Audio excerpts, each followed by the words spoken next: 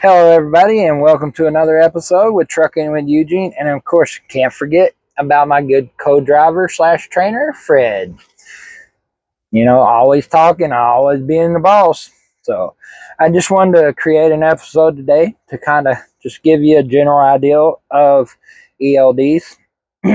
Now, it's always a requirement by DOT, even though you have an ELD device in the truck that you're going to go be with. Unless it's exempt, which that'll be another episode. But you got to have paper logs as well in case something goes wrong with your ELD. It's minimum to required to have a 7-day logbook, paper logs with you at all times.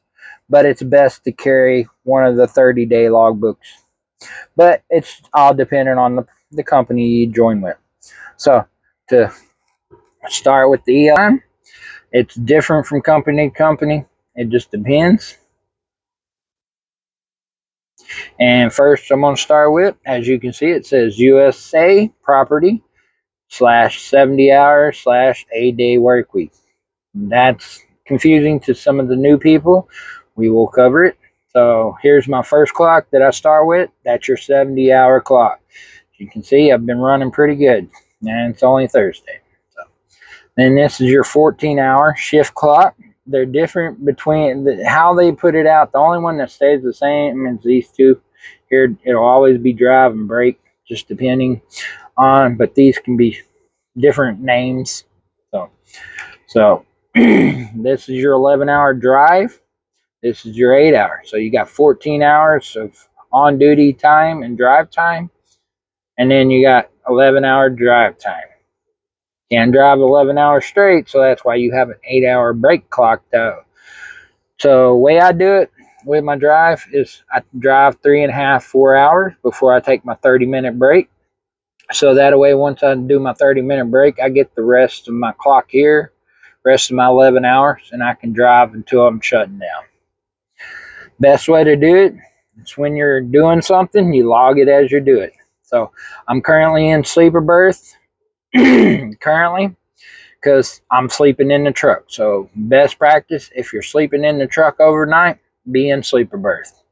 On duty status, whenever you go on duty, you want to put in a remark, a note and help the DOT officer, because the best practice to do it is log it as you do it. So if you pull up to the fuel island, once you pop your brakes, hit on duty fueling, put in the remarks.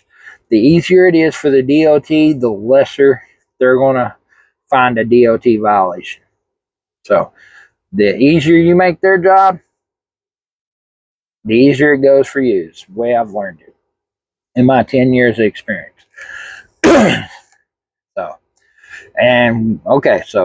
to go over the 8-day, so that means today is 8-day, then your 7 previous days is how they get 8 days.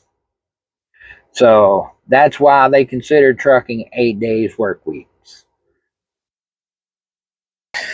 And this right here is your trusty Bible. You can buy it online or you can find it in a lot of truck stops. It is a nice tool to have because it has all the rules and regulations. I'm constantly reading, going over just to refresh my memory and give me a better idea of more rules and regulations. One of the rules and regulations, and it's a $35 fine, is that a lot of people don't know is on our trucks. We have 18 tires, 18 valve stem covers. If you're missing one, that's $35. You're missing two, $70 just for that. So it's best and try to refresh your memory. I recommend it highly. So that's how I keep it up. Well, thanks for tuning in, everybody, to another episode of Trucking with Eugene. Have a good night.